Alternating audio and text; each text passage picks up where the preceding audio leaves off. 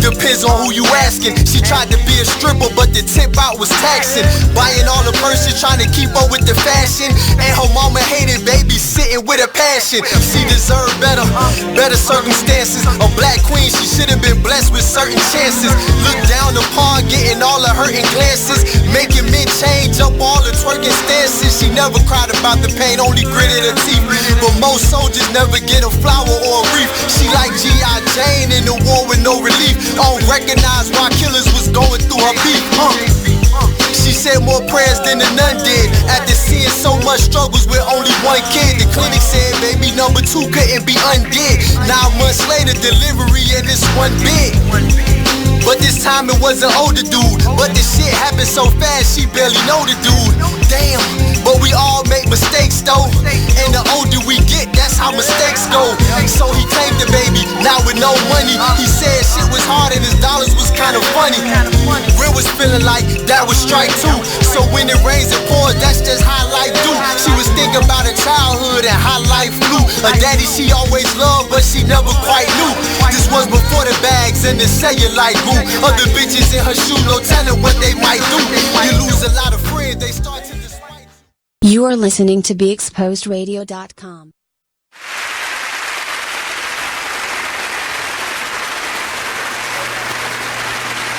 Welcome back. Welcome back to Now We're Talking. It is Thursday. We are broadcasting live. Mervin A. Bourne and Lolita E. Walker. We are so excited to be with you tonight. And let's get started on Now We're Talking. Yeah, we got a great show planned for you this evening. For those of you joining us from other time zones, thank you so much for checking in with us. We really appreciate your support and for tuning in week after week. Thank you so much. This week we have a really special guest that's going to be talking about her new book. We have Dr. Heather E. Harris, who is the author of Neo-Race Realities in the Obama Era. Her book was just published this year, and we're really looking forward to her delving deep into the book and letting us know her perspectives on all the things that she's talking about. I'm really interested to know a lot. I have a lot of questions about the book and about some of the themes she talks about in the book. So we're excited to have her, and she'll be joining us the next segment. Absolutely. And when you think about Obama effect, what are some of the things you think about? So we would love to hear from you. And we are delving deep because, as Mervin mentioned, the Obama effect, what does that mean? And what does it mean in today's society, especially because Dr. Heather Harris is also talking to us about the media and the media effects on Africana women. So when we talk about the black woman, what are we talking about? What are the effects that media has on her? And what are the effects that it has on all of us who are paying attention tonight? So I'm really excited as well. But as we normally get started each and every Thursday, we are talking about our wins for the week. So plug into Now We're Talking on our Facebook page and on BeExposedRadio.com. And please let us know your questions as we go throughout tonight. It's been a minute, and I feel like it's been like longer than a week. So much is going on. It feels that way, but it's just been an action-packed couple of weeks. So, and they're all running together, but you know. I mean, from homecoming till now, we are just all in. That's right. That's right. So much that we want to talk about. Let's start with, what are your wins for the week? So one of my wins is definitely being there to witness my mother receive a service award from the Barbados Charitable Organization of New Jersey, and they're celebrating their 40th anniversary this year, and they honored my mother with a service award for many years of her service to that organization. So it was really awesome for me to be able to travel there and be a witness to that. So she's definitely my inspiration for leading a life of service, and one of the reasons why service is such a big part of everything I try to do. So she really has been the first inspiration for that. So that was really cool.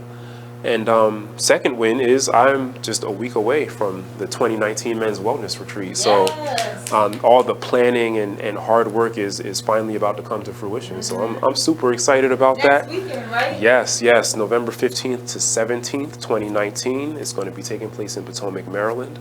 mervinbourne.com/retreat. If you have any questions about it or want to take a look at what it's all about and maybe spread the word to someone who you know that you think could benefit from a master reset of life to effectuate you achieving your purpose. So I'm excited. I can't wait. Well, talk a little bit about it while we have the interview time. Yeah. So I have a whole amazing lineup of experts who are going to be leading panels, leading discussions, leading workshops that are going to cover a wide array of things, looking at men's health and wellness from a holistic perspective. So there'll be someone there addressing spiritual wellness, someone addressing physical fitness and physical wellness. There will be a massage therapist there addressing the importance of just taking care of yourself physically and mentally, and how, you know, that thought process is about a lot more than just, you know, exercising or just watching what you eat. There definitely is a mind-body connection that we should all know about. And if we want to be at optimal performance and optimal mental capacity, we really need to understand the connection between those two things. I'm going to have a certified professional life coach there who will be speaking to the men about the value and power of goal setting, and the place that has in achieving your goals and achieving your dreams, and how that's connected to seeking and achieving your purpose in life. That's just scratching the surface. There's going to be, it's all inclusive, so there'll be an executive chef there preparing the meals, and there's just a whole lot of really cool things in store for all the men who are willing to take that leap and get away for a couple days. I think the cool part about what you're doing is that, you know, even me, I have a women's retreat every year, and one of the things I think that's really cool about what you're doing is you're gifting it to men who rarely pause to become vulnerable. Yeah. You know, in Absolutely. today's society, what we always talk about is that men are groomed to be strong, you know, not show their emotions, not show their feelings. And what you are offering them is this place where they can just take the armor off, put it to the side, and just relax and enjoy and pour into them. And so, with all that being said, I think that it is a wonderful thing that you are doing. And I'm just so excited for the men that are going to be here, because I feel like it was Queen Sugar. I feel like it was Queen Sugar where Hollywood said men need something like this. And the something like this is exactly what it is that you're offering.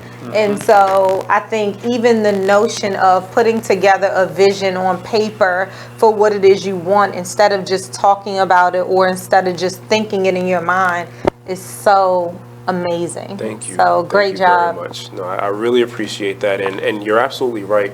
It is something that started as a vision in my mind, as a conversation, as an acknowledgement that there are needs that we have collectively as hardworking, professional men, fathers, people leading households, and you know, we have to be our primary advocates when it comes to self-care. Absolutely. And so, you know, where there is no space for that, we learn as we grow older and mature that we need to make space, right? Yeah, I'm so excited. So let's get ready to talk about, I know you introduced it already, but we have Dr. Harris, who is coming to us tonight, and we are talking about Africana women, so Black women, when it comes to media. And what does that mean? Like, what is our showcase in media, and how do we make it a showcase of what we want and what we need? So especially women in media, and it'll be interesting to see your perspective as well as we go down that journey. So I'm looking forward to it. I am too. I'm really looking forward to it. And I'm also looking forward to what she's speaking about the Obama effect, because as I think about women in media, I think about Michelle Obama. I think about how she had to overcome so many obstacles when she was and is still in the media. Her children, from being a wife, from being President Obama at the time, in so much controversy from what people were bringing to him and were saying about him. So this is just going to be amazing to me as well, and I'm just so excited to kind of be here in order to talk about that. So when we're back on Now We're Talking, we'll talk about all these things and more, and we'll introduce Dr. Heather Harris, and we're so excited to do that. All right, now we're talking. Stay with us. We'll be right back in 2 minutes. Now We're Talking.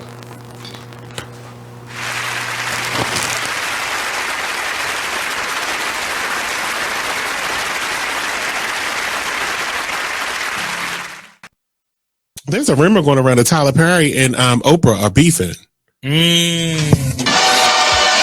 Well, let me tell you about this. Tyler, okay, told Oprah, bitch, if you don't have my money, we're going to have a problem. Ooh. Oprah said, what is the problem? Ooh. You said if I don't have your money, there was going to be a problem. So Oprah is standing her ground like, bitch, I'm in charge. Yeah, you know, you may have a $250 million studio over there that you film all your shows and movies and stuff on, but I have the empire. That's what Oprah said. Oh, these are her exact words. Allegedly. I made this up. But allegedly. I made it all up.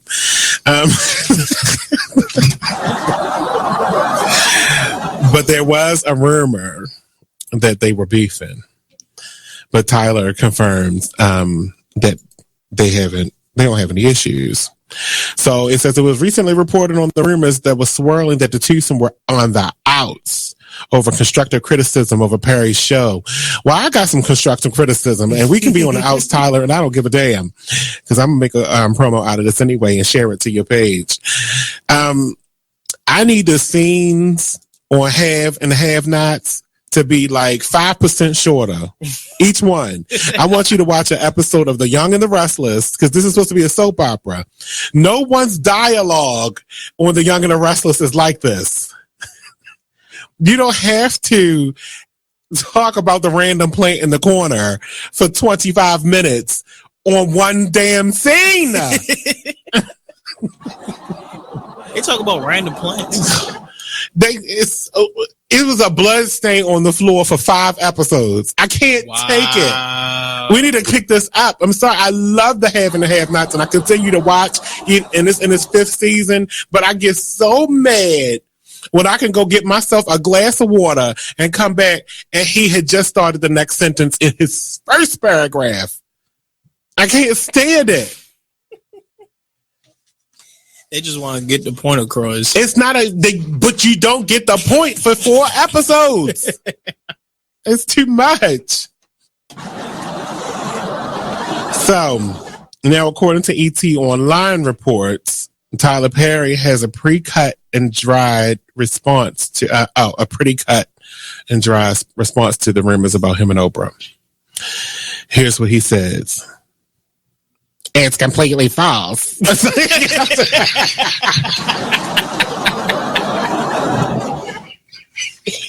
was that? That was your Tyler Perry impression? Oh, God. What? That was my Medea voice. Oh, gotcha. Nothing is accurate in this article except for mine and Oprah's names. That's what he said. I mean, you see what I mean? You gotta stick around. I mean, every Tuesday at 7 p.m. I mean, they pay us to do this. So we go off every week right here on BeExposedRadio.com.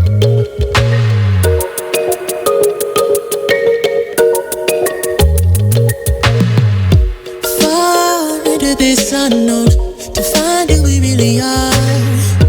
Crash into something new and take a break from our broken heart. Talk with the hip, tell me you lie. I think we should go for another round. Baby, try not to say too much. Let your love come down. If you wanna rule, it's a rules you gotta live by. Live by. Stay true to your cool, make a move. Don't wait on nobody else. And if it feels like a man melody. Sing a song, be my radio. And if you follow me there, I'll follow you back. Let the night unfold. I can tell that she can't get enough. Show enough, she couldn't get the feels off from me. I know she couldn't get the feels off from me. Touching hands till we dance in the dark. Show enough, she couldn't get the feels off from me. We do whatever you like. Get the feels off from me. I know she couldn't get the feels off from me. So let's slide, you and me alone, to find who we really are. Crash into something new. I got that leg banging up the car. You throw me a kiss, tell me you lie. You mean that you move for anything. Baby, I wanna take you, but we gotta cruise so we can lose the crowd. If you wanna rule, there's some rules you gotta live by. Live by. Stay true to your cool, make a move, don't wait on nobody else. And if it feels like a melody, sing a song, be my radio. And if you follow me there, I'll follow you back. Let the night unfold. I can tell that she can't get enough. Show enough, she couldn't get the feels off from me. Oh no, she couldn't get the feels off from me. Touching hands till we dance in the dark. Show enough, she couldn't get the feels off from me. We do whatever you like. Get the feels off from me. Oh no, she couldn't get the feels off from me.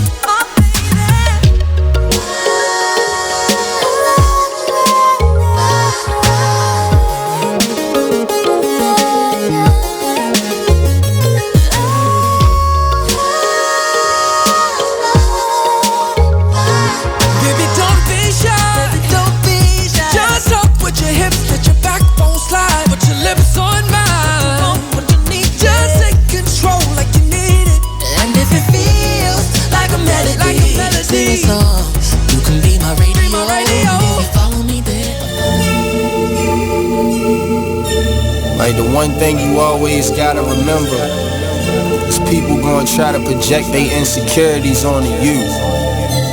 But you can't listen to what them niggas saying. You gotta get out here and do your shit regardless. You gonna do what you love for the rest of your life anyway. So why not turn that shit into something? Be a man of everything you say. This shit bigger than me, man. You are listening to BeExposedRadio.com. Your first one.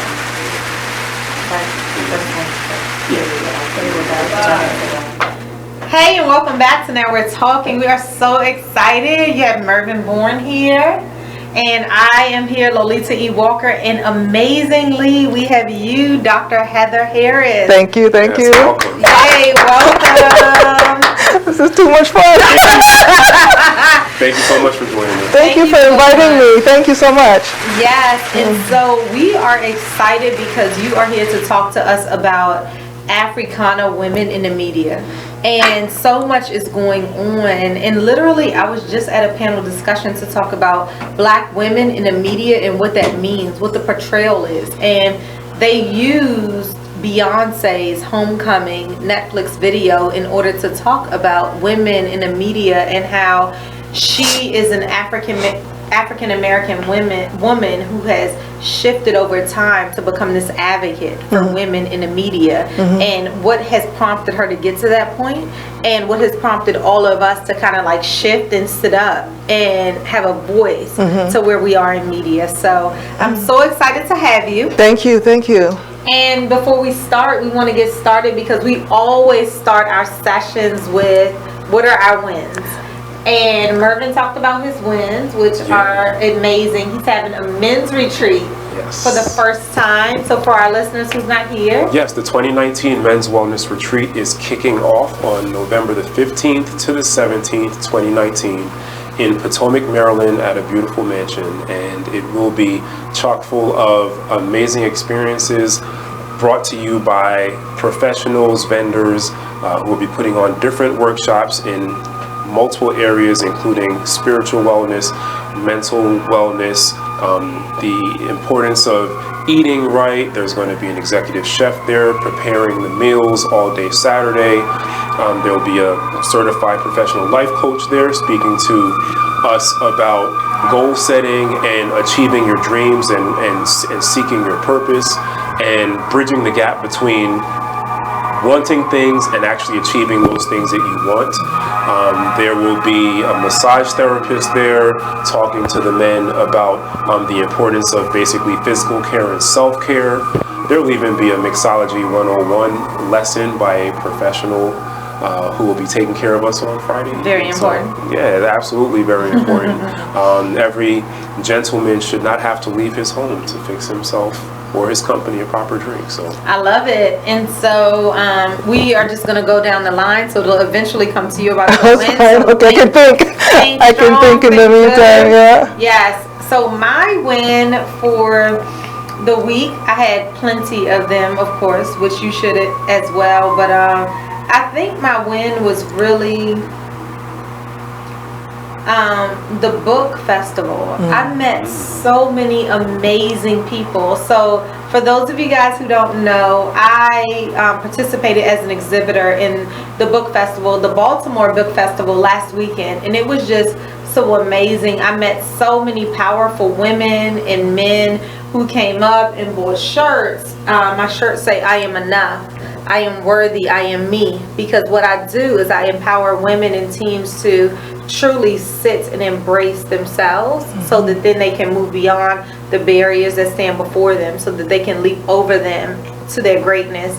And I do that through speaking. I do it through the retreats. I do it through my book, The Intersection of You and Change. I do it through so many different avenues, workshops, and it's all with the same purpose and the same umbrella. And so I was just so excited to be there with so many people and just to pour into me, like I always say, which is what you're doing for your retreat, which is what I do for my women's retreat. And so that was my win for the week. And it was your birthday. And it was my birthday. That's win-win. That's win-win. That's what they say. That's what they know. That's what they believe. Oh my gosh. Oh my gosh. Yeah. So Dr. Heather, tell us, what was your win? Well, my win for this week was having the book that I co-edited with Dr. Kimberly Moffitt at UMBC. It's called Michelle Obama and the FLOTUS Effect, Presence, Platform, and Agency. Wow. And so that's by Lexington Books, fresh off the presses. Wow. Yes. Thank you. Thank you. So it was published. Published. And it's ready for you guys to purchase it. Where can they purchase it? Amazon, Barnes and Noble. Amazon. Yeah, Lexington Books. Lexington Books. And Yes. tell our audience what the title is one more time. The title is Michelle Obama, the FLOTUS Effect, Presence, Platform, and Agency. Oh, that is amazing. So tell us a little bit about it. Like, what is a little bit about it? So Michelle Obama and the FLOTUS Effect, but tell us. It's actually our idea of the Obama Effect too. So we did the Obama Effect in 2008. It came out in 2010, and it looked at his election campaign, what was new about it, the internet that he was using, the way he made the American dream something that everyone could participate in. It wasn't just this white picket fence, but what is it that you want as a person of color, as an immigrant? How do you envision the American dream and yourself in it? So it gave people this new way of seeing themselves in this place that we call the United States of America. And so we talked about that, his use of the media, his use of embracing people from all different backgrounds, the fact that he had this beautiful mahogany-colored woman called Michelle Obama, who was a powerhouse unto herself. Absolutely. And so all of that we looked at with different contributors. That came out in 2010, and then once both of them were out of office, both of them because they were partners. Yeah, right. Once they were out of office, we said, we got to do something on Michelle Obama. And so hence the FLOTUS Effect, which we think is beautiful for our forever first lady, right? Yes, absolutely. Yeah. And I think what's so powerful about what you were doing is that so often women sit in the back burners to their husbands, to their careers, to their lives, to their children. And what Michelle Obama showed me, at least, I'm not talking for every woman, is that you can have it all. And whether she felt it or not, what I pulled out is you can absolutely be a mother in the White House. You can have your mother in the home of the White House to help you, because that's huge. We need support. We need our Black family support to let them know that you have somebody who's comfortable with you right here with you, and that's never going to change. So I thought that that was huge, and that obviously comes from Michelle. I think that another thing we could see is that you have a working mom. So she wasn't just at home with bonbons and putting her feet up, but she was doing the work for the American public. Yes. And still sitting in her greatness. Yes. Still sitting in her Blackness. Still sitting in, the things that are important to me are health. Right? She was on health platforms. Let's Move, yeah. Right? She was talking about to celebrities that were important to her, that she recognized that they have a voice. They're influencing my children. Yes. So let me bring them on. And I just felt like she just tapped so many generations. And it was so important to recognize, like you said, the FLOTUS effect. Because it got women involved in what's going on who might not have ever been involved. Yeah, I think it gave women of African descent and women of color, people use that term, a different way to see themselves. Yeah. It showed collectivism. Most families, African American families, immigrant families, they come from collectivist cultures. So the cousins are going to be there, the grandparents are going to be there, the uncles, the aunts, everybody is in your house. Yes. Right? And you don't tell them when to go, they tell you when they're leaving. Yeah. Right? They tell you when you're leaving. I always said, I don't have any children, but I always said if I had children, my cousin and aunt would show up and take the child, and I would see it when they thought it was the time to see it. Right? They just boss. Right. And they're everywhere. So I think it was a new way of seeing family, and I think that was important, because often we think of this 2.2 children and the dog and whatnot, and here's someone who said, yeah, I do work, I do have my degrees, I do take care of myself, I am not here to serve a man, I am here to partner with a man. Absolutely, it's so amazing. Big difference. Big difference. I'm not just here to host and look pretty. She had a voice. Yeah. Right? And she let us know it's great to have muscles. Oh, I love that. I have so many things I want to write down, but I'm like so into it. So some of the things, and I know it's not time to go to a break yet, but I definitely want to really get into is the Black woman and our voice in media, how we are portrayed, and how our voice wants to come out, and how do you shift that? I mean, so often as Black women, we suppress our voice because people say that we are angry and we are aggressive and our points don't come across. And so I want to be able to talk about what that looks like, what that feels like. Serena Williams. Excellent. Serena Williams is a perfect example to talk about. And how now her commercials, have you seen the Lincoln commercial? The Navigator? No. Not Navigator, but it's a Lincoln, I feel like it's a Lincoln Navigator, it's a car. And what happens is that she doesn't talk at all. What happens is that the commercial comes on, it's black, SUV comes on, and she's just in it. It starts raining, and it's just the comfort of rain and the comfort of her, and she's just sitting in it. And when I saw that commercial, so many things came to my mind, but I think the prevalence of it is Serena Williams in a space of comfort. Yeah, and like your shirt, enough. And she could be sitting anywhere. They could only pull that off with very few people. She's one of the very few people that could pull off a commercial that speaks that powerfully without words. And it's to everything that you were saying before, it's everything that she embodies, which is similar to Michelle Obama in terms of she embodies so many different things. To me, the word that came to mind was balance, because it was, we do live in a society that doesn't promote balance. Correct. And especially, I would say especially for women with children, society doesn't promote balance. And it gives us these messages that you have to choose. You have to choose between your passions and your children, or your passions and your family, or you have to choose between your job and your health.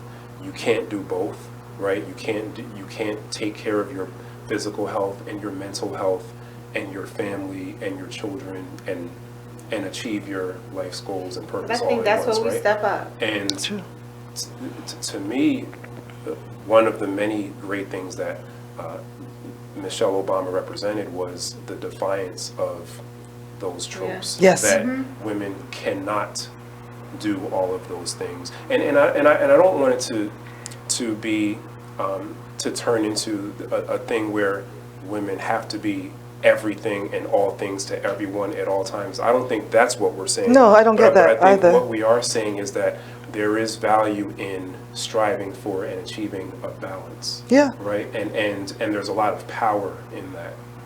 There is. I think that when you can sit in your right now and allow yourself to be vulnerable to really receive in, then you can really recognize your strength, and you can really recognize the woman who is not giving your all to everyone, but is giving your all to yourself. And your all to yourself recognizes that I'm here for other people, but I need to fuel myself first. And I think that's what Michelle Obama did amazingly. She did. Amazingly. And so I'm eager to read the book. Yeah. Thank you. I Thank am you. as well. Yeah, Thank you. when I think about the floatus effect, I think about flow. I think about how she flowed. I think about a flower. I think about a bloom. She I was think graceful. about gracefulness. I think about her just coming into herself and allowing her children, her 2 daughters, to see her doing that. And I think about how they being Michelle Obama and former President Obama, really, when their daughter Sasha was in the media, not Sasha, Malaya. was in the media when she went to college, how they were like, she's a child. She's in college. And it's okay. Yeah. She went to college and it's okay. And they moved on. It wasn't a big deal story. And even if it was a headline, they didn't even entertain the nonsense. And I feel like as a black woman, that's perfect. I also think that people like Michelle Obama, Serena Williams, we see them as exceptions, but they're really the rule. We just don't see the rule enough, talking about representations. We don't see the rule enough. So we get glimpses of a couple of women and we think, oh, I wish. When we are, in fact, those women. It is. We are those women. Because we're bombarded with images and representations of who other people want our women to see themselves as, or who other people want our women to be represented as opposed to Serena Williams and Michelle Obama and women who embody power and from my perspective as a man, one of the things I admire, like I was saying before, the balance, but she exuded power and femininity simultaneously. And so often I feel like we get these messages that women, especially women of color, you have to choose. You can't be powerful and feminine at the same time. You can't be graceful and powerful at the same time. You can But you be. absolutely can be. We are. We are every single day. I always say black women especially are powerful without superpowers. We are really powerful without superpowers. Anyone else trying to do what we do would require a lot more. And for some reason, the strength of the ancestors, just the injustices that we have to deal with on a daily basis, which do tend to limit the health benefits that we could have if we weren't thinking about the crap that happens in our workplaces, when we go out into the streets, just how people see us and what they expect from us without even knowing us. Because few people really know black women, because what they know of black women is something that has been beamed in through another third party, so to speak. So Or TV. Or right. Point. Yeah. So to get to know us, you can only love us, and you have to love us with our power, because we don't come without it, right? You talk about the cape, that's our cape, right? you don't have to give it up. One of the contributors to the Neo-Race Realities book, Shanette Harris, no relation, she said that because of the ways, and this goes back to your men's health retreat and everything, she said because of the way President Barack Obama performed masculinity, meaning he didn't do it the way white men expect you to perform masculinity. He created his own way of performing masculinity, and because he did that, he made space, or he and Michelle Obama made space together so that she could perform femininity in her own way, as you say, with the balance, with the power, with the family, with the education, with the work, the intelligence.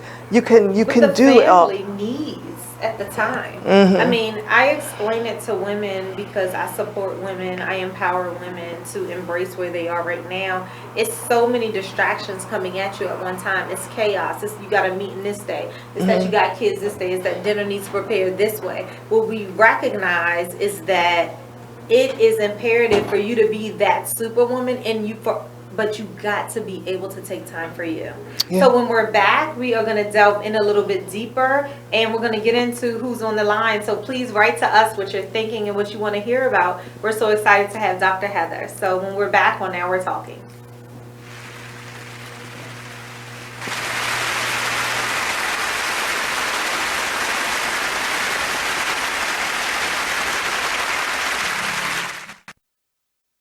Listen to this flashback of Skyline Radio Show. So where we at?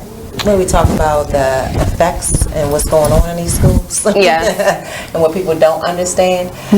Just real briefly, I just want to talk a little bit about what people say bullying is or is not. So bullying comes in many forms. It's a teasing, it's the cyberbullying, it's the texting, it's the phone calls, it's the posting of pictures and people's personal information to pretty much cause them harm, to have them feel insecure.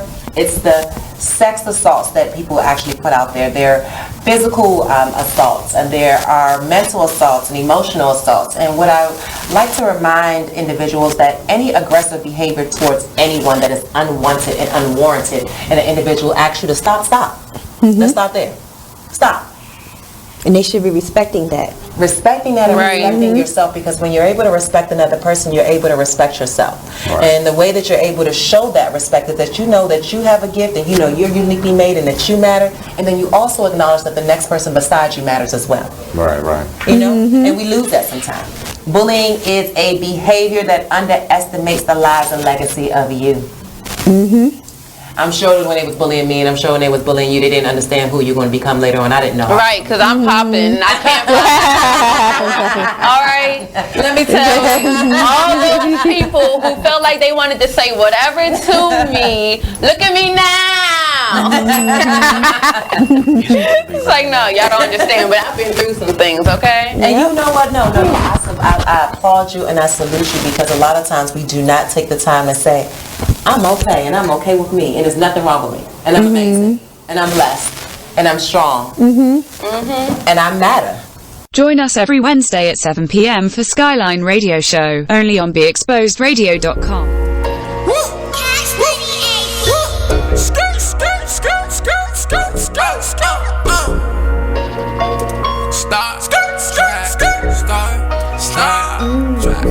I'll be up in the way. I'll be up in the way. I'll be up in the way. I'll be up in the way. Running on my face. Gucci guilty on my face. I'll be up in the way. I'll be up in the way. I'll be up in the way. I'll be up in the way. I'll be up in the way. I'll be up in the way. I'll be up in the way. I'll be up in the way. I'll be up in the way. I'll be up in the way.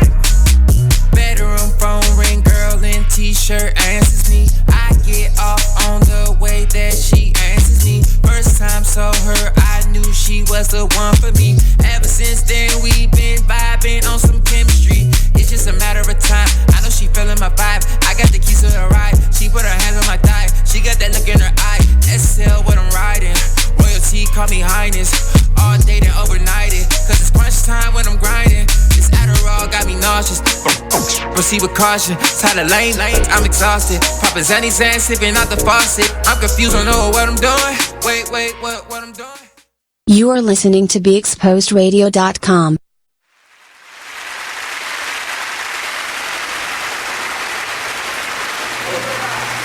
Hey, and welcome back. We are Thursday, and now we are talking with Lolita E. Walker and Mervin Bourne. Hello. Welcome back.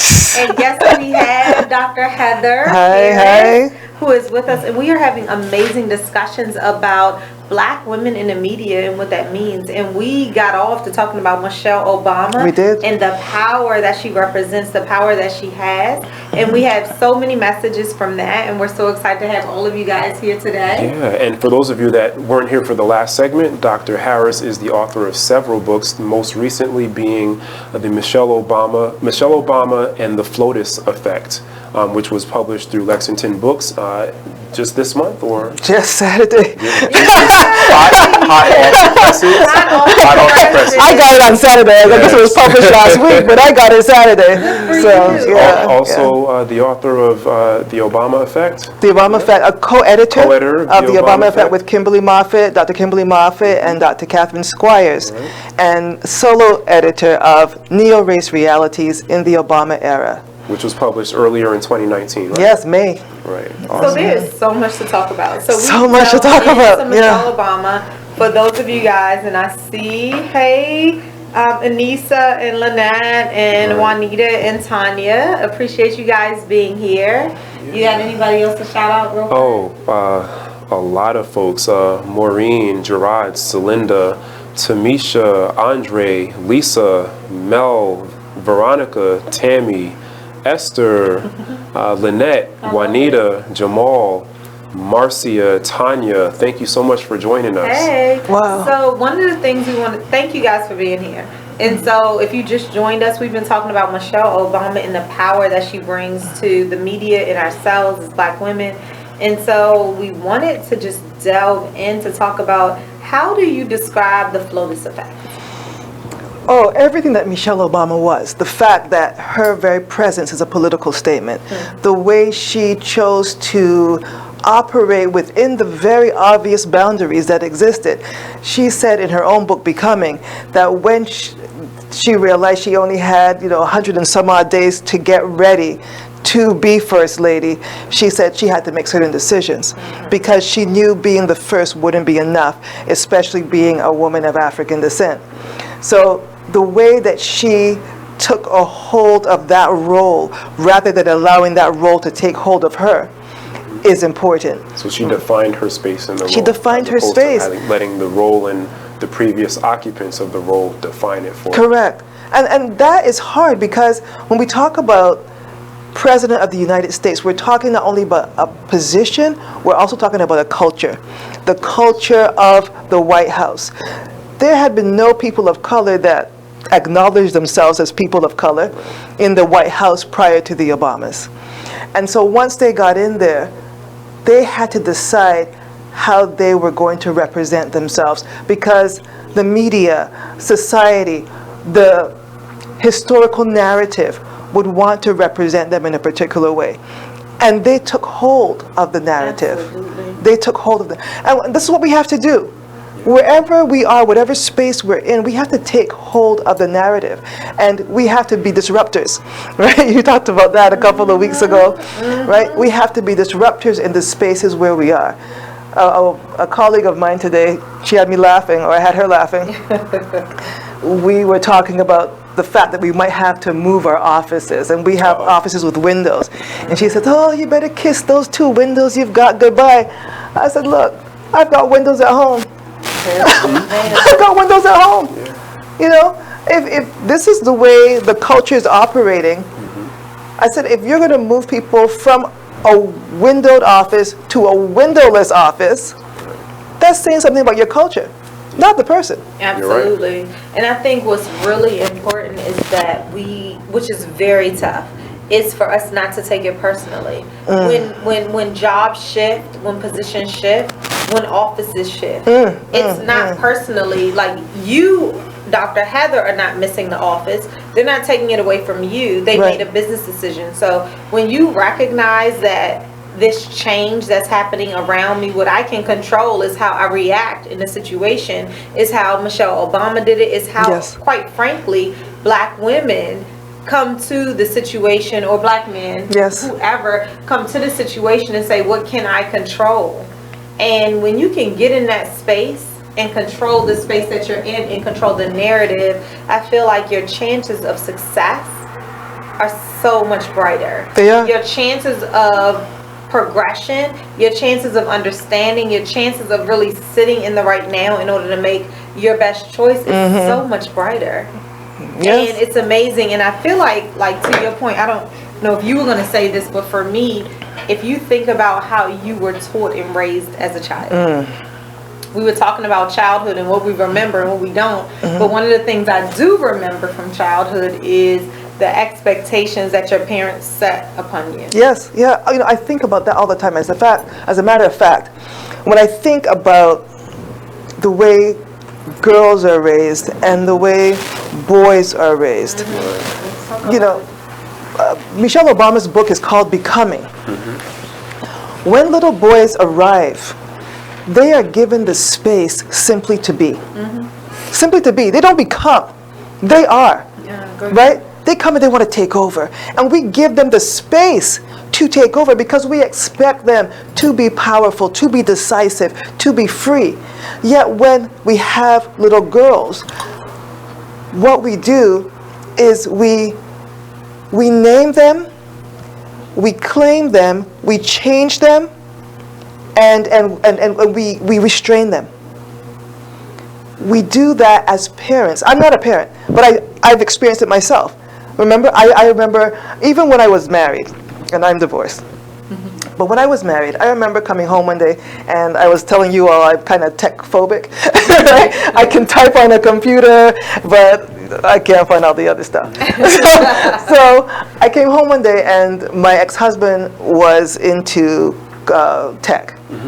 And so I said, oh, he's home, I can ask him a question, And my father was visiting, and my family is from Barbados.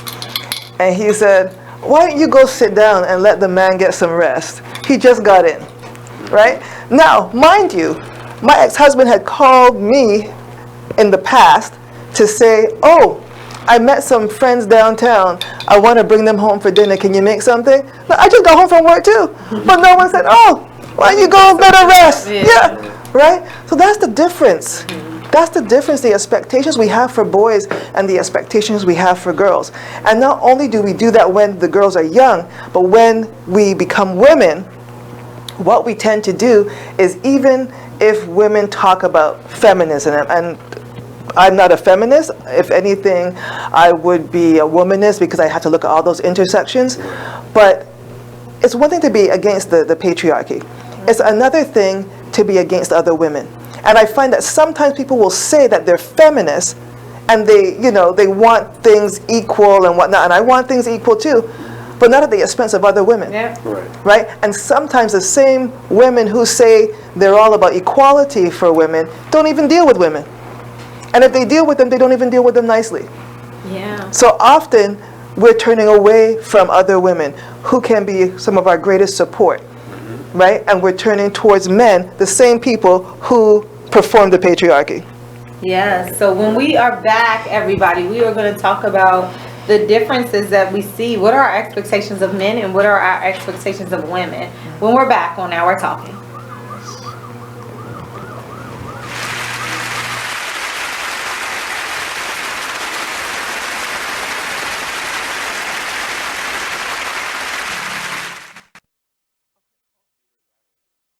Take a minute and listen to this flashback of the Artist Exchange radio show. Any trouble, because I get into any trouble, but I had a problem that this then became a discussion at that workplace environment. Now, the discussion was I should have been more sensitive. In what way was my first response? And I guess when I had to meet with that said person who had the issue with the person who was said leader of that organization, I said, well, to that person, how would I have known that? Well, you should have asked. I think, so, You want my opinion? It was a circle, and I was willing to go on that merry-go-round. You are better than most. Yeah. I think that's normal when you're in a group and there's norming. Most of the time when you're in new work environments or you're in a space where you're getting to know people, it's normal now to ask for people's preferred pronouns. You wouldn't have known that. Normal to who? What is normal? Well, you work in social... You but work I don't in social feel the innovation need to give and my pronouns, so it's not normal to me. You don't, but I think because I feel like the person was probably offended because they felt like you were not honoring whoever they are, right? But you wouldn't have known that. Still to this moment, I don't know. You are listening to BeExposedRadio.com.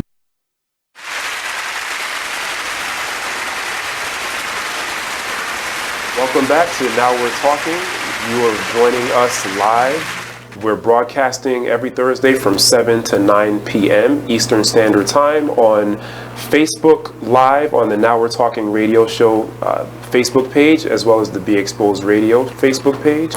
And you can catch any show that you've missed in the past also just by going to the Now We're Talking radio show Facebook page or youtube.com, the Be Exposed Radio YouTube page. Tonight we have a very special guest in the house with us. We are speaking to Dr. Heather Harris, and you are the author/editor of three different books, one that just came out last weekend. Yes.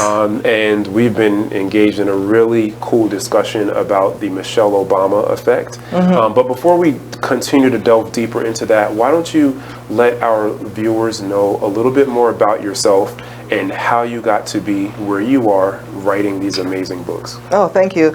Well, I was born in Montreal, Quebec, to Barbadian parents.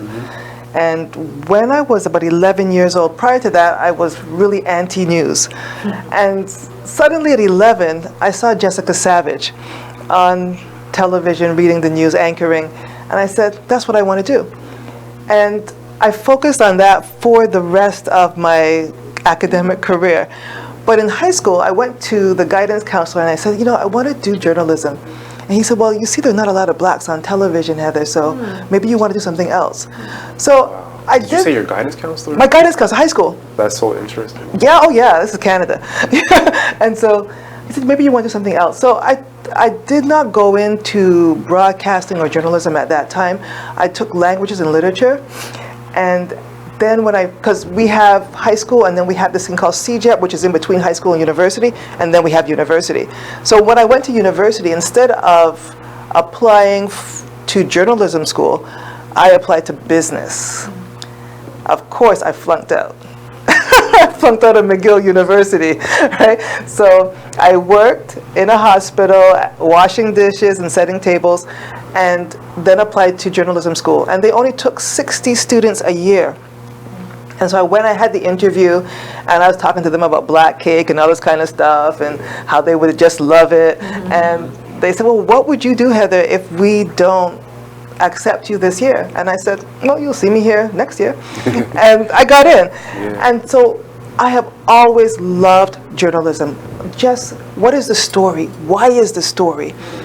And so when I finished journalism school in Montreal, I worked for a local newspaper, the NDG Monitor, which stands for Notre Dame de Grâce, where is a neighborhood I used to live in. I'd write, and then when I finished and I graduated, I moved to Barbados. And I worked for CBC Barbados as an anchor, radio producer, radio reporter, and TV reporter. And one day I got a call from the Caribbean News Agency, and they said, you want to expand your horizons? And I said, sure.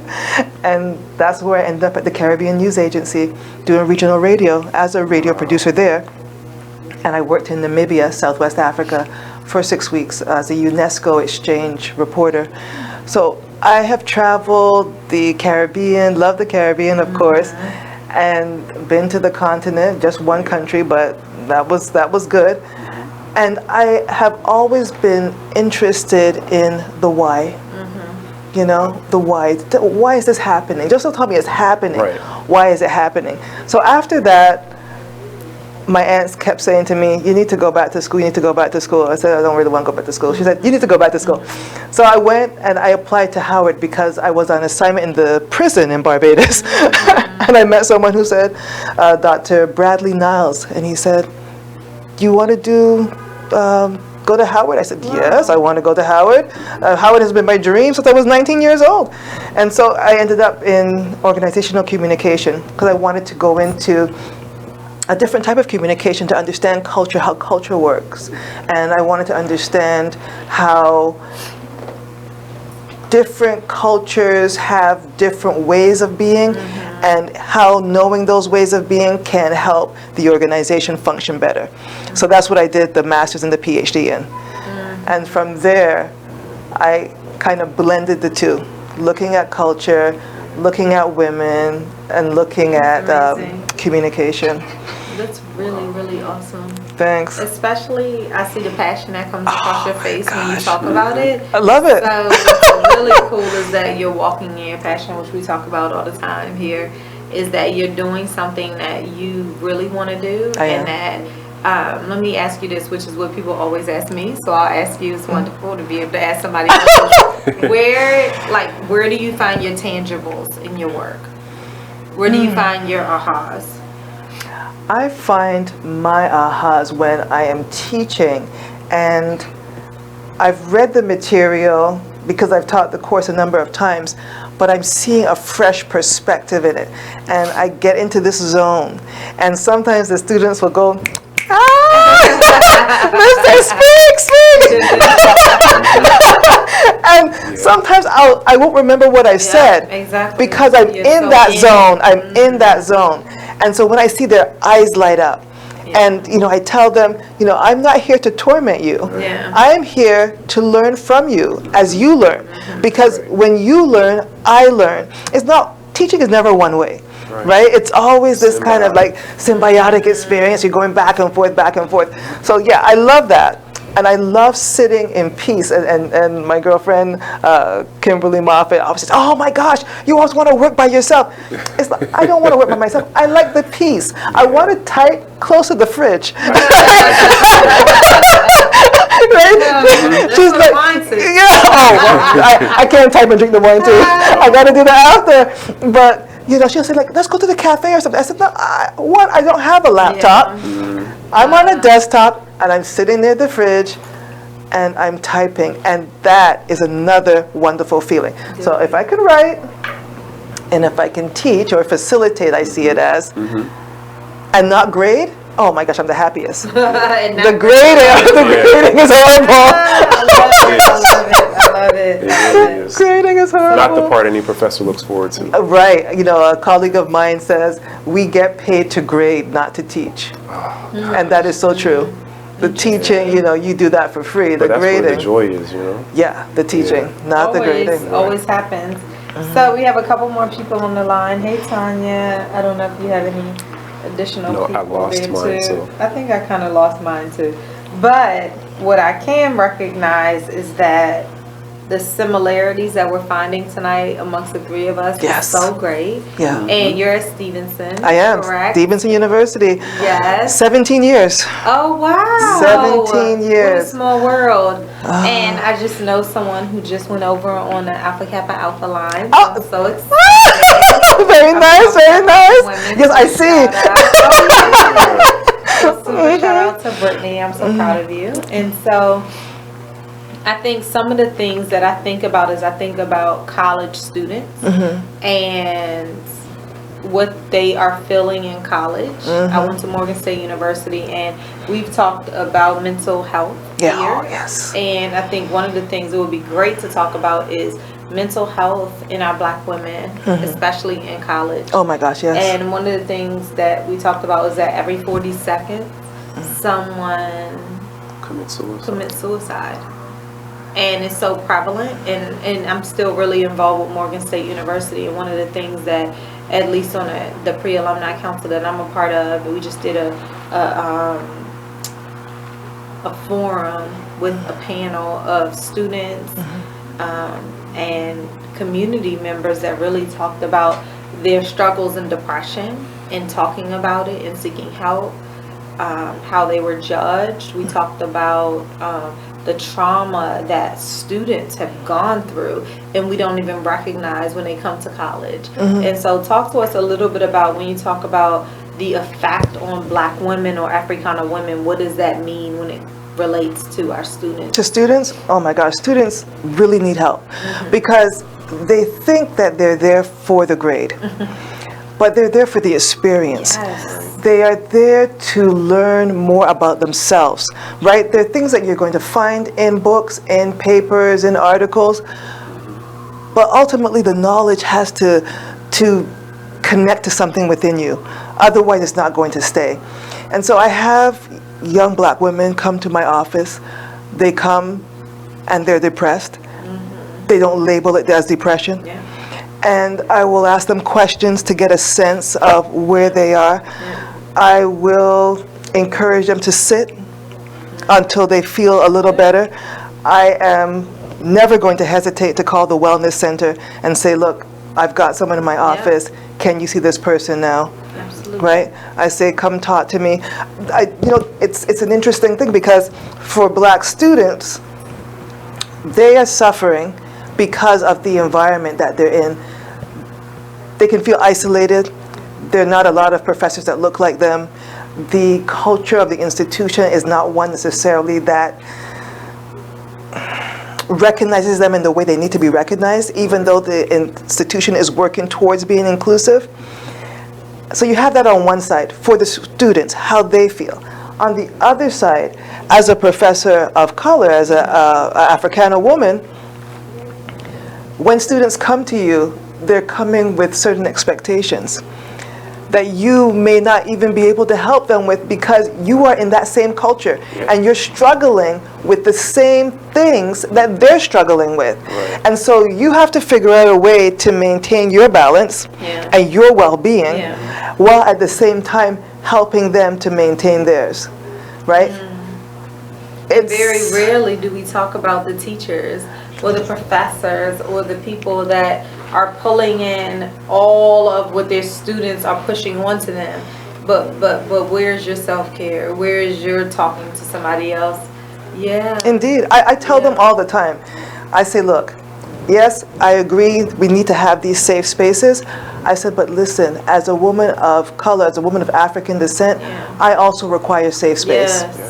I tell them. Where is yours? I have to create it. I have to create it. I think that's important for our listeners. We always talk about safe spaces. Oh my gosh, you have to create it. You know, people laugh at me. My office has a little curtain, which is actually just a table runner that I divided in two. But I need the privacy.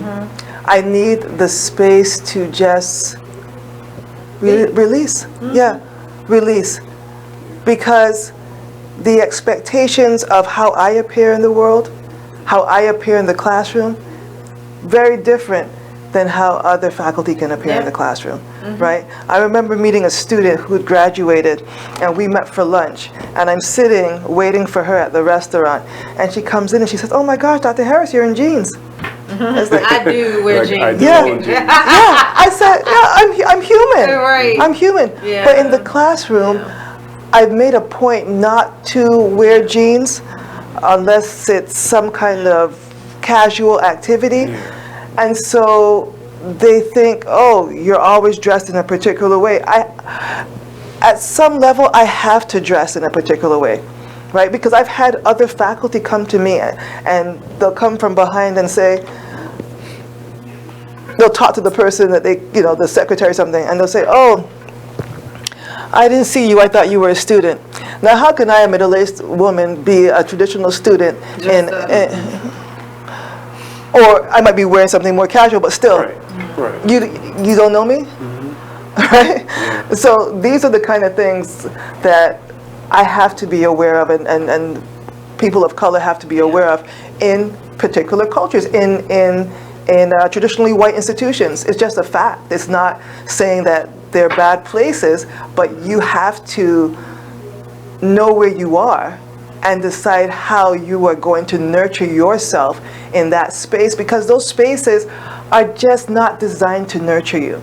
one of the things I talk about in the Neo-Race Realities book, in the introduction, I say we struggle with neo-racism, which is just a more expansive form of racism, looking at identities, religion, nationality, those kind of things, sexual orientation.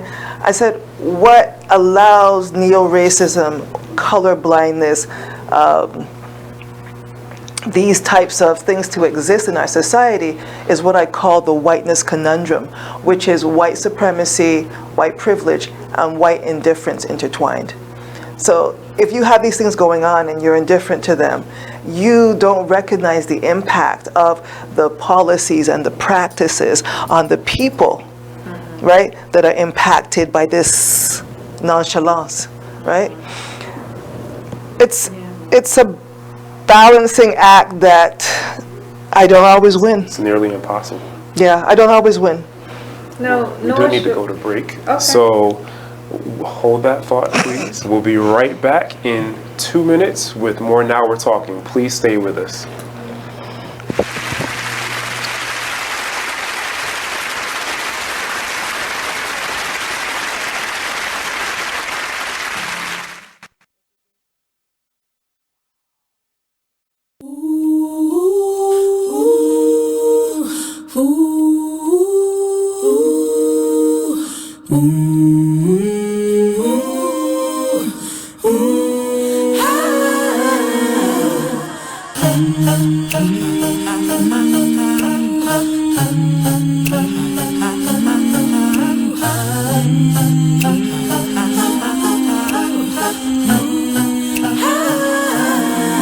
You're like an internal bleeder.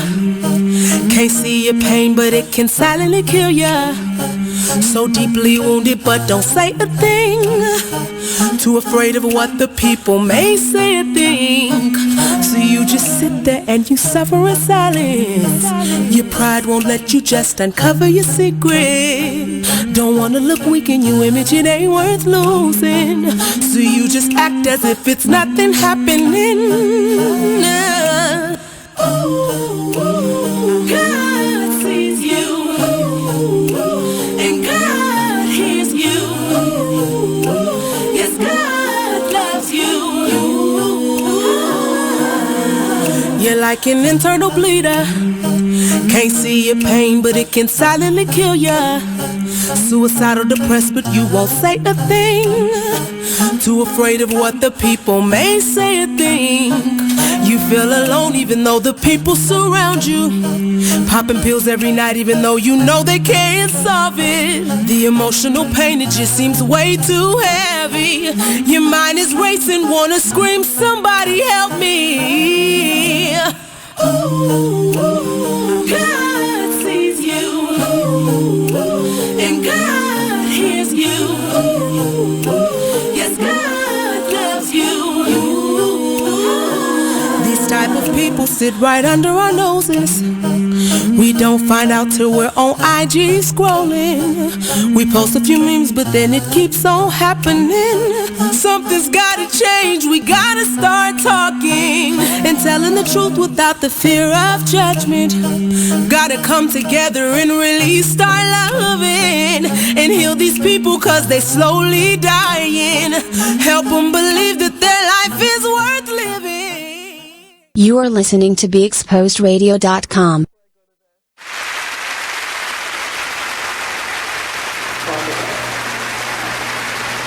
Welcome back to the Now We're Talking radio show with Mervin A. Bourne Jr. and Lolita E. Walker. Hey!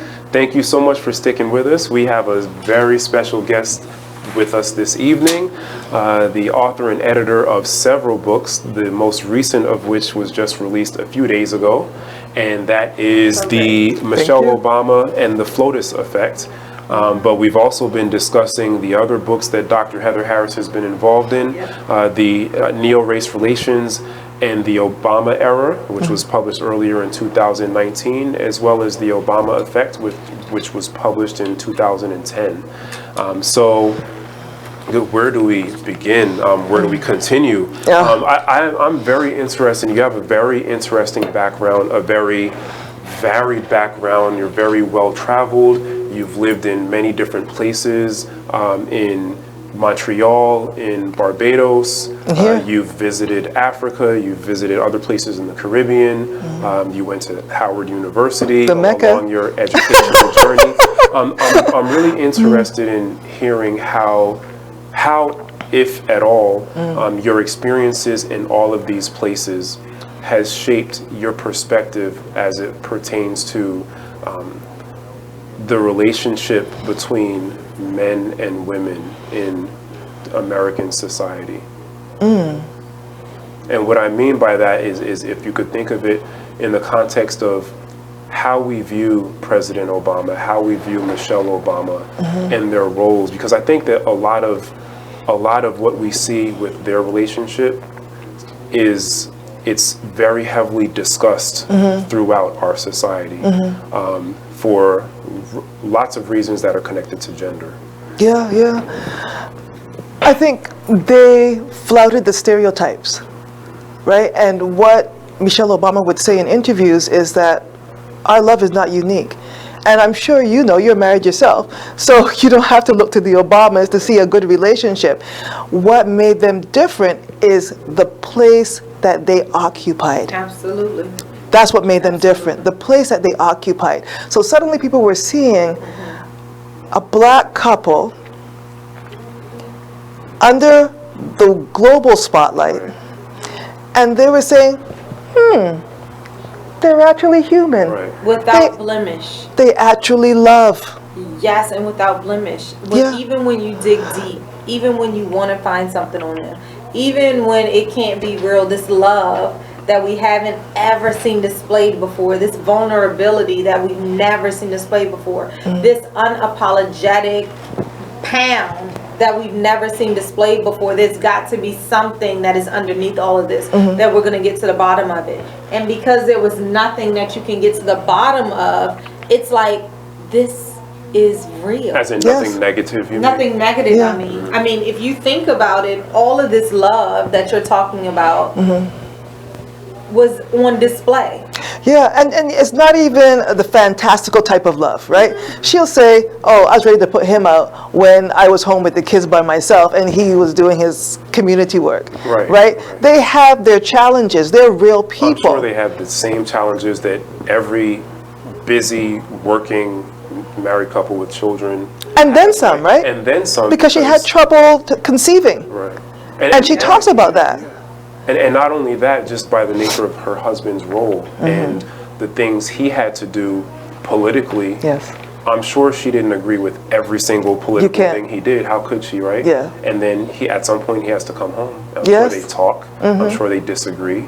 I'm sure she questioned him. Of course, they're normal, I'm sure she disapproved of many things he did, but they were still together. Yes, and the things that he did, he had to do because he existed within the culture of American politics. If you are president of the United States, you have to carry out the agenda of the United States of America. It's not your agenda. You're the president. You're the figurehead. Well, I'm smiling as you say that because I'm thinking, is that really the case? I think so.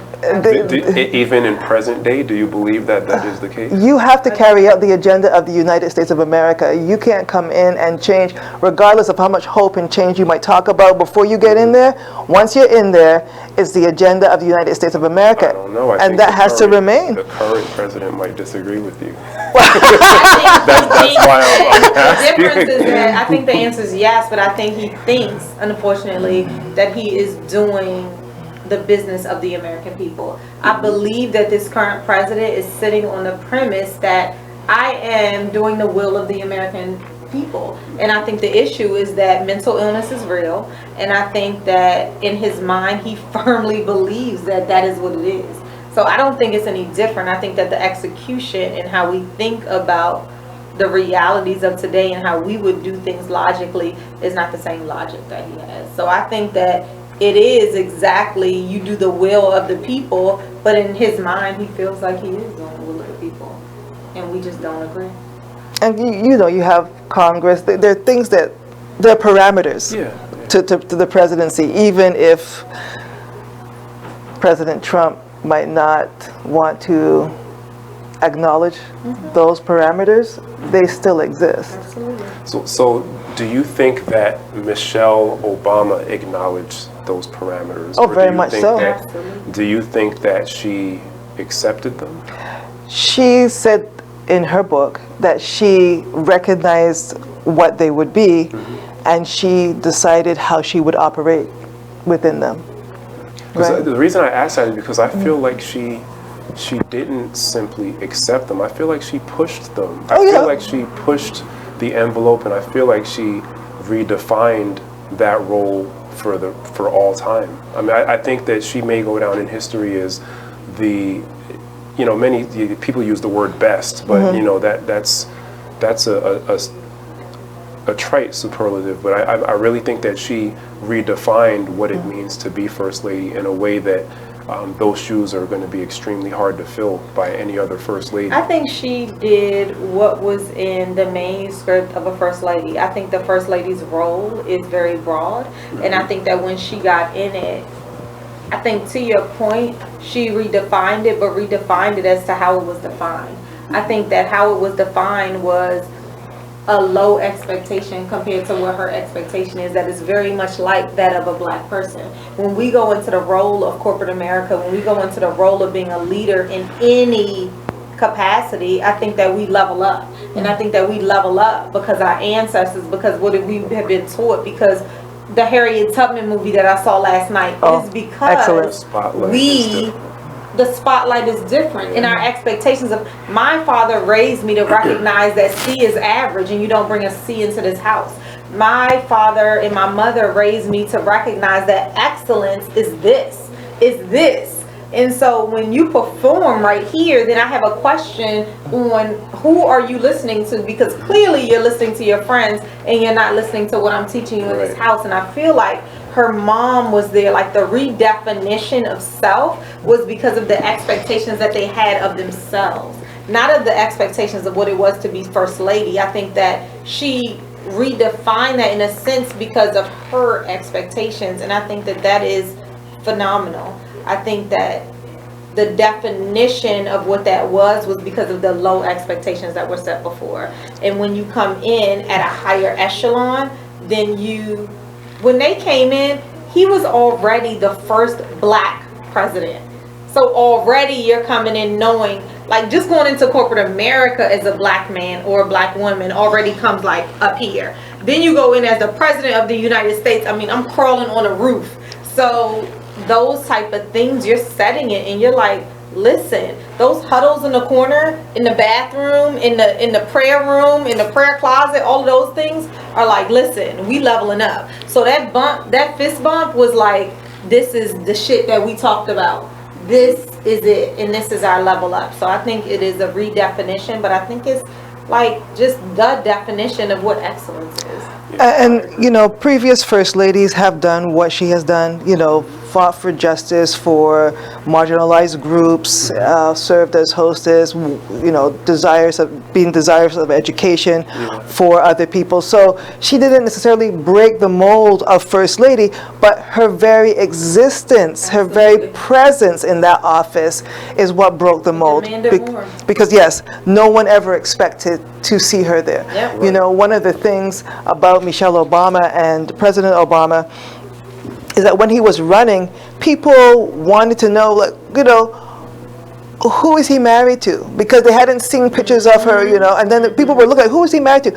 And when they saw her and when they recognized that she was an African American woman and that she was a dark-skinned African American woman, that is what really gave him cachet. Yes, that's what gave him the cachet. Well, why is that significant for because those viewers that are wondering why? Because, you know, you have colorism in African American communities and in African diasporic communities where we tend to expect to see lighter complected women on the arms of very successful men, or we expect to see white women on the arms of very successful African American men. And so when people recognized that Michelle Obama was a dark-skinned black woman, they said, oh, he might be serious. we may be able to get on board with this. There may have been a very different response to him had his wife been white or very light in complexion. I think it's also that the relevance comes because Michelle Obama, when I say accolades, I mean she wasn't only the wife and the mother of a black president. She was a woman who can stand on her own. She was a woman who also was of the same echelon, but has chosen to partner with her husband on his journey right now, and to support him. And to support him in every step, but recognizing that had I wanted to make the choice to step out on my own, she had the choice. I have it. Yeah. I'm standing upon it, and by the way, I stand on greatness because I am. Well, she had already done it. Correct. She already had. She was an executive. Yeah. She made a choice to support her husband, and for that, especially in the black family, I think that is huge. I think that is not only showing a message of I am we, like I am family, and I'm bringing my mother with me, by the way, who is moving into the White House, but I think it's also like I am a mother who is showing my daughters what it means to be a wife, what it means to be a strong black woman of every sense of the word, what it means to support your husband in everything he does, because they recognize that my husband would support me in every single thing I do, because we stand apart but we stand collectively united.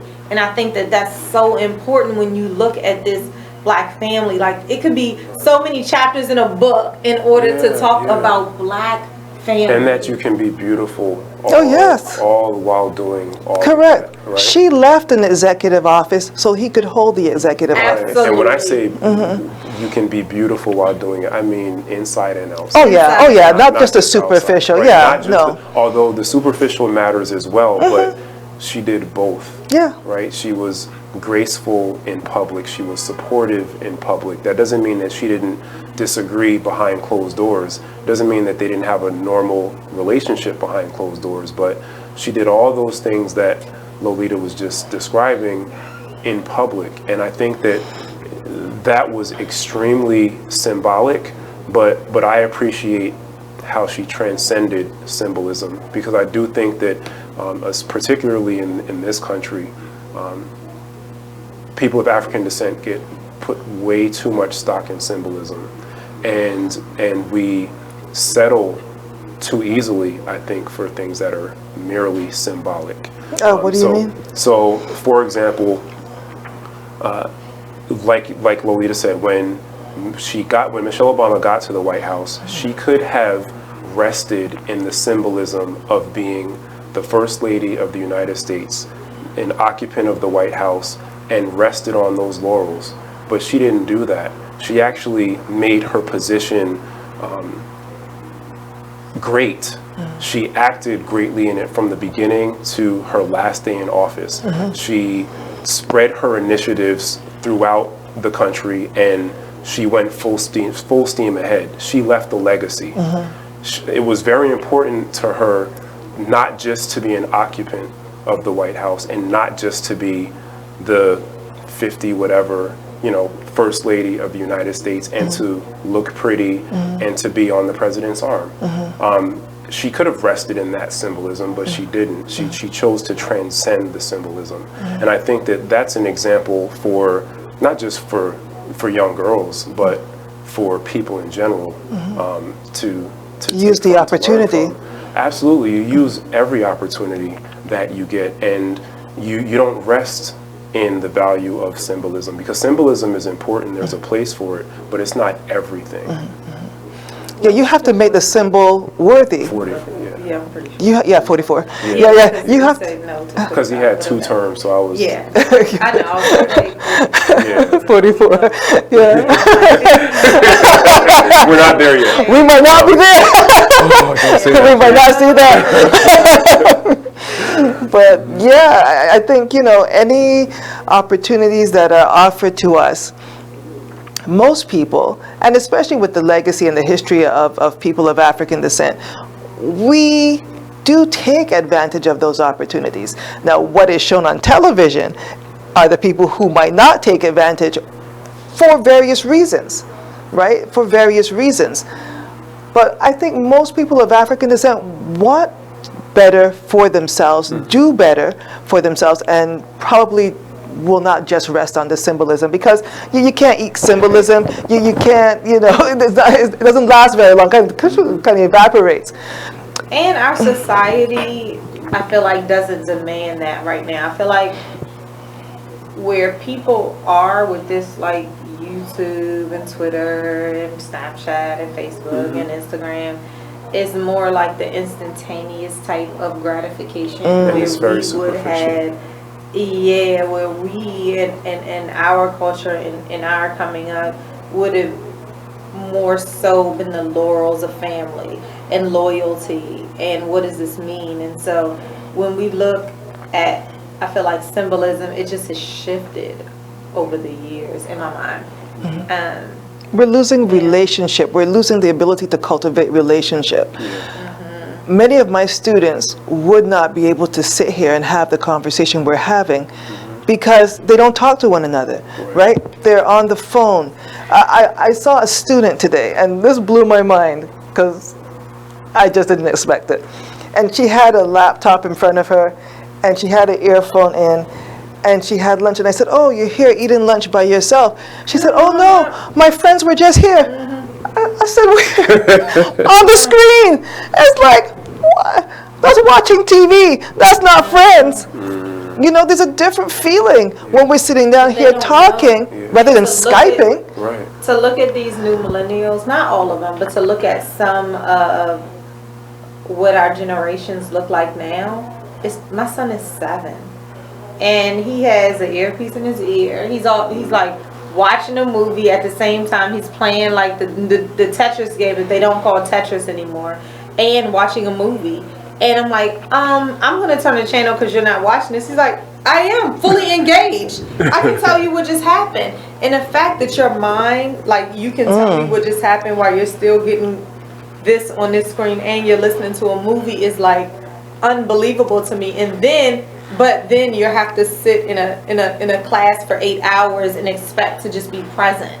They can't do it. They can't do it. In our schools, I know we're not here for this, but have got to catch up because these students are not one-dimensional anymore. Like, they're not, I'm going to school for 8 hours, then I'm going to go home and play outside, then I'm going to come home and go to sleep, then I'm going to come home. It's not the then. Yeah. It's kind of like and we've got to kind of catch up.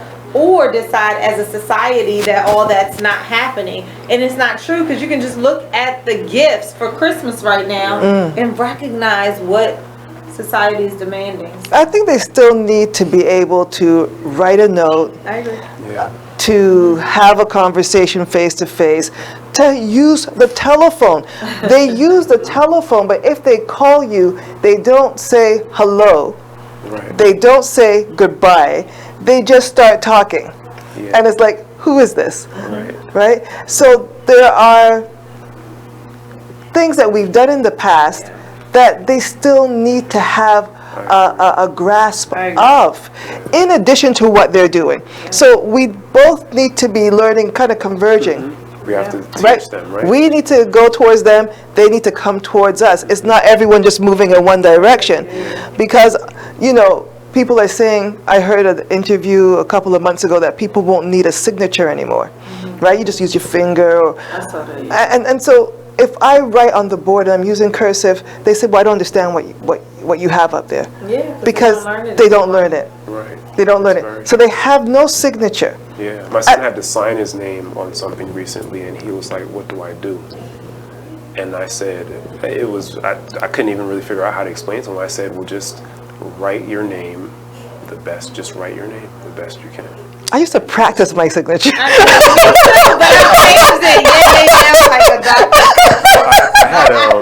had a penmanship class. Like, that was an actual thing. That's nice. That's nice. No longer, but I mean, obviously I still remember it. So it's, Yeah, we have to move in both directions. I don't think we need to give up a lot. It's like saying I'm not going to walk anymore because I have a car. Right.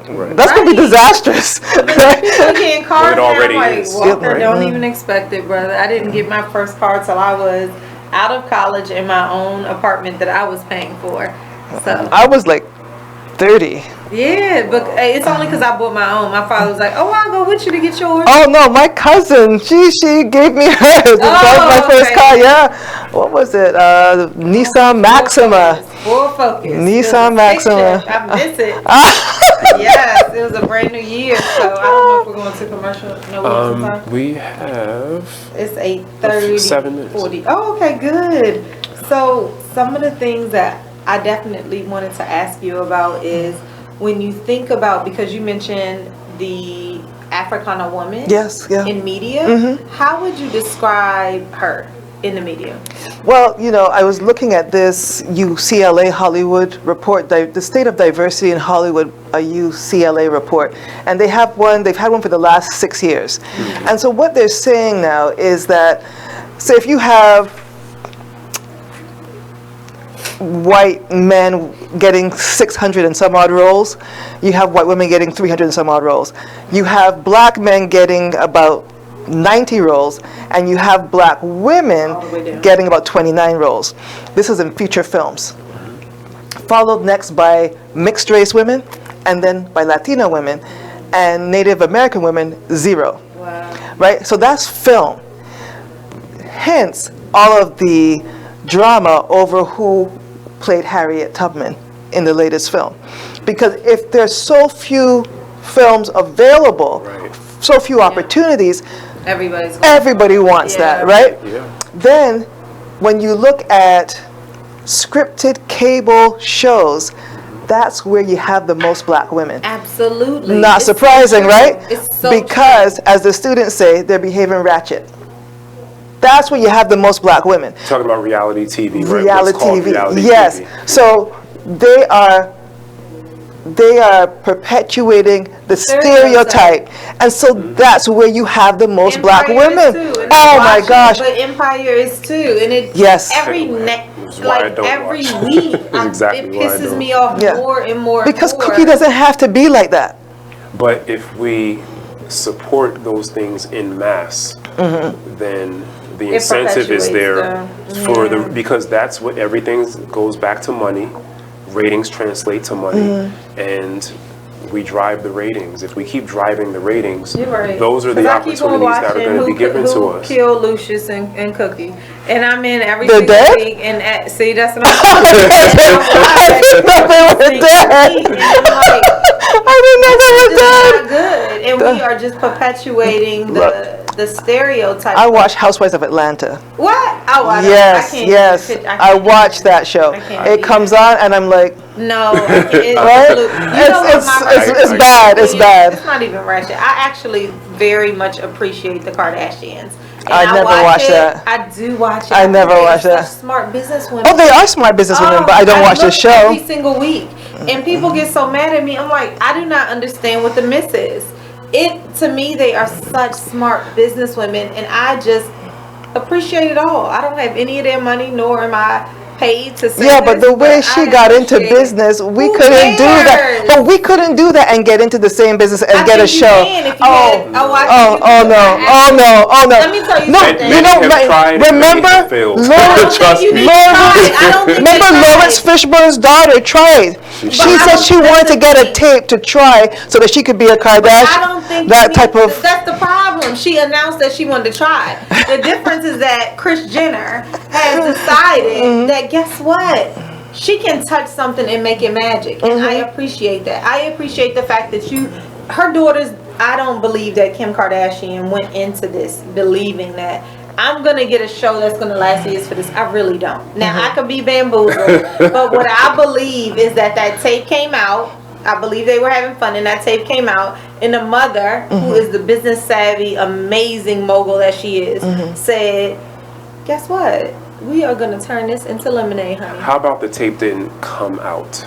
Hollywood sex tapes don't come out. Well, they're I don't know why you believe that, but no, it's not what I believe. That's reality. That like they admit after the fact, after the effect has already been achieved, and they're famous. Oh, I believe it was released.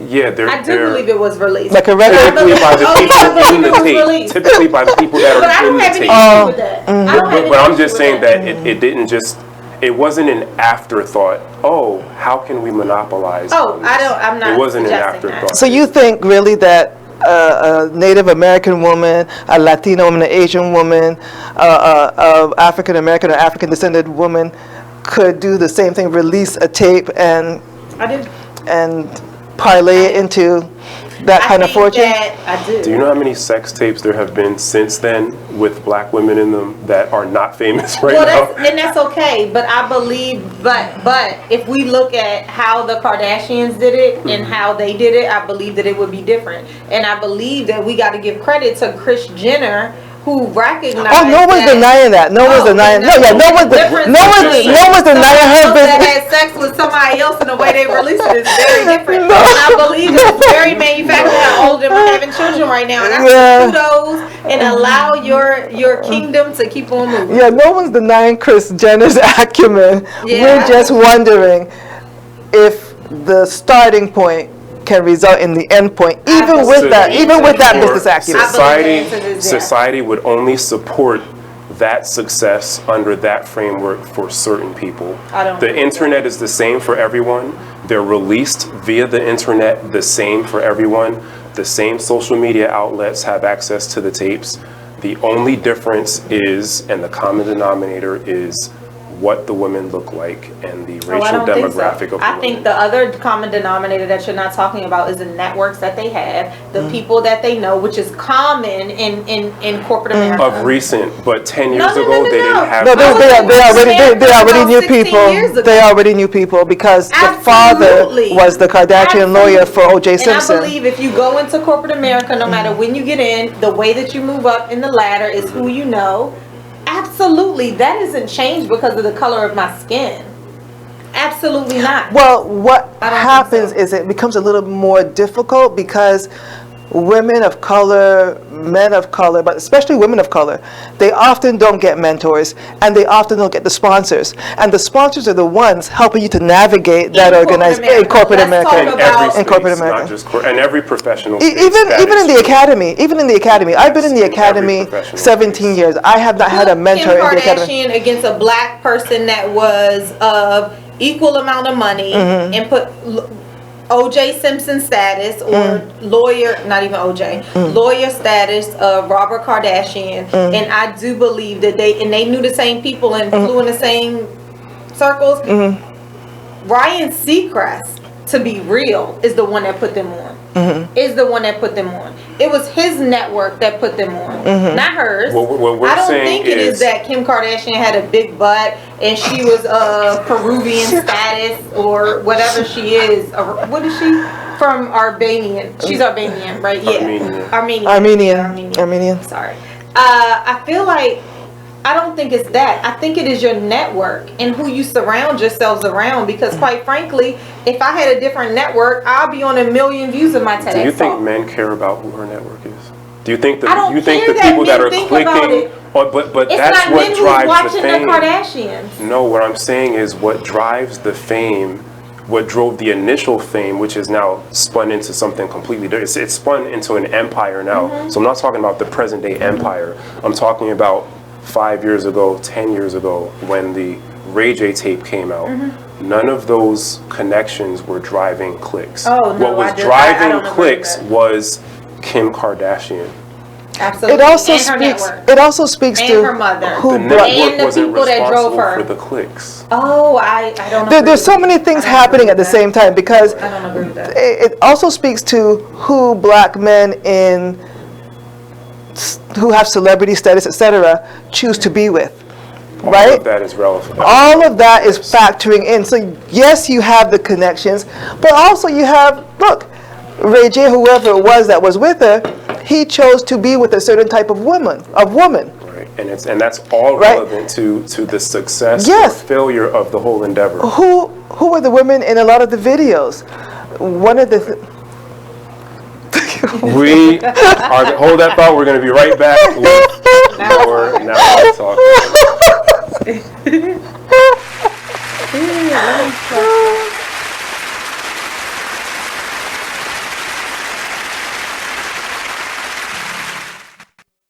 Be Exposed Radio. Well, if you made them, take care of them. Yeah, that's Period. the real. You right. That's the real deal. It's period. Right. And all that old money shouldn't go toward this, money should go to if the child is with one of the parents 24/7, 7 days a week. You don't even come get your child every day. You come get your child once a month maybe, or once every 3 months. Right. You cannot dictate where that money goes, especially if the child ain't calling you about nothing. Now, if the child calling you every week, then you can question about where the child support is going. But if every time you pick up the child, they look nice, they ain't complaining about nothing, why are you worrying about where the money go at? It is what it is. Radio show.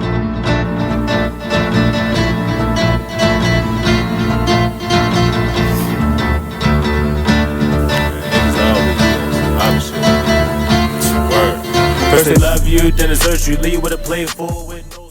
You are listening to BeExposedRadio.com. We're not talking about that. Hey, and welcome back to Now We're Talking. We are on our final segment, and we have had the amazing Dr. Heather Harris. Thank you so much for being with us tonight. Thank you for having me.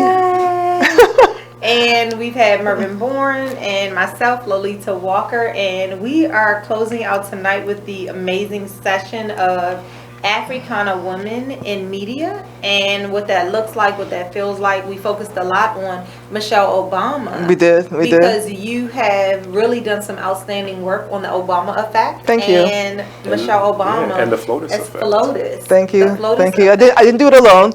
Right. Kimberly Moffitt, Dr. Kimberly Moffitt, UMBC, didn't do it alone. Yeah. Okay. I love it. And so we weren't able to have her on tonight, but what we want to do is gift you some space to just talk about what you have going on, what people should keep an eye out for, and how they can get in touch with you. Oh, wow. Okay, so to get in contact with me, this camera? Yeah, just talk.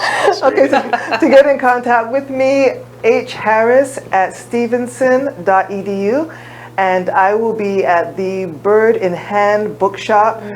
I think that's in Mount Vernon. Yeah, Mount Vernon on November 16th to have a book talk on neo-race realities in the Obama era. And I'll have some contributors with me so we can talk about what they've written and what's happened since. I love it.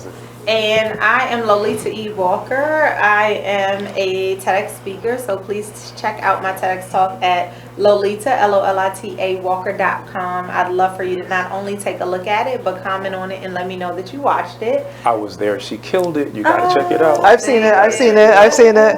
Disrupt. Disrupt. She killed it. But I also wanted to let you guys know that I have a Women's Weekend Renewal Retreat happening February the 20th through the 23rd. It is amazing. It offers women a sacred space to literally just pause, sit in your moments, and allow yourself to get nourished without the feeling of doubt, of guilt, of all of these distractions that's going on around you. And so I invite you to go to my website and check that out, lolitawalker.com. And you can find me at mervinbourne.com. I am hosting the first annual Men's Wellness Retreat, November the 15th to the 17th, 2019. If you are a man or know a man who is very busy, very hardworking, perhaps has a family, children, tons of responsibilities, the world on his shoulders, doesn't take care of himself, doesn't take breaks, is a workaholic, etc., etc. That's every man. He is drastically in need of balance. He's in need of a refresher, a resetting, so that he can really go out into the world and be who he's meant to be. So he can get a sense of what his true purpose is or purposes are, and so he can have the spiritual mindset, the physical mindset, the emotional mindset that will allow him to actually accomplish his goals and dreams. So the Men's Wellness Retreat is the perfect place to jumpstart that. So go to mervinbourne.com/retreat for more information. There are 2 spots left. If you want to see what else I have going on, go to mervinbourne.com and you can check out my book, A Single Mother's Guide to Raising a Son, which is available both through the website and on Amazon.com. If you have show ideas or want to reach out to Lolita or myself directly about the show or potential topics, you can email us at nowwe'retalkinglive@gmail.com. Thank you so much, and we'll see you again next week. We have an amazing show next week, and we will be here, and I can't wait. So thank you so much. Thank you for being a part having of me. our This show. was fun. This was fun. Yes, it always is. This You're always was like, fun. oh my God, what happened to the time? I know. Did you tell them about your book?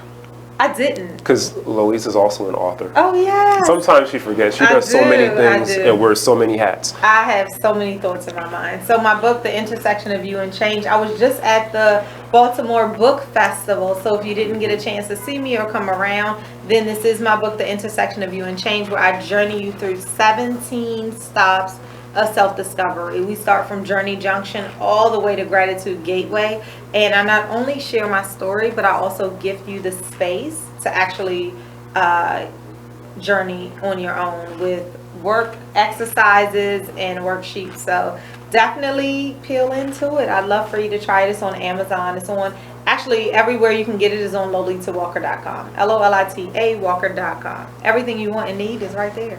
So don't go anywhere else. All right, see you next week. Take care. Take care. Have a great week.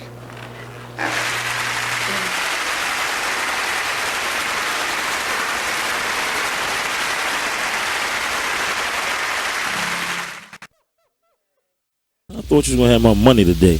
Man, it is what it is. Then last week you told me your wife was cooking. Man, it is what it is. Then again, I don't think I want your wife cooking because you don't like it. Well, it is what it is. This Fly T Miles, also known as Tyree Miles, and Mr. Miles the writer. Hip Hop K. Check us out every Friday on Be Exposed Radio. It is what it is.